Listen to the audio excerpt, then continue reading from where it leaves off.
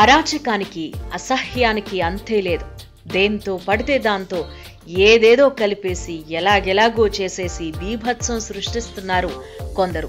తాజాగా దక్షిణాది mega food item idli సాంబార్ని చెరబట్టి దాన్ని ఐస్ క్రీమ్గా మార్చేసి అల్లరల్లరి మొదలుపెట్టారు కొందరు.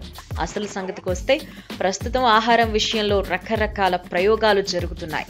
ఒకప్పుడు వెనిలా, స్ట్రాబెర్రీ వంటి ఎంపిక చేసిన రుచులలో లభించే ఐస్ క్రీమ్ ఇప్పుడు చౌమెయిన్, గులాబ్ జామున్, బిర్యానీ ఫ్లేవర్స్ లో కూడా తయారు చేసిన వీడియోలు గతంలో వైరల్ కావటం చూసాం. ఇక ఇప్పుడు ఇడ్లీ సాంబార్ రుచులతో కూడా ఐస్ క్రీమ్ అందుబాటులోకి వచ్చింది. సోషల్ మీడియా ప్లాట్ఫామ్ ఇన్స్టాగ్రామ్ లో ఈ వీడియో తెగ వైరల్ అవుతోంది. ఇందులో ఇడ్లీ సాంబార్తో ఐస్ క్రీమ్ తయారు చేయటం కనిపిస్తోంది. అయితే ఈ ప్రయోగాన్ని చూసిన ప్రజలు మాత్రం మండిపడుతున్నారు. ఇదేం ఐస్ క్రీమ్ రా బాబు అంటూ ఆగ్రహం వ్యక్తం చేస్తున్నారు. ఆహారాలను ఇలా తారుమారు చేయడం మంచిది కాదు అంటున్నారు.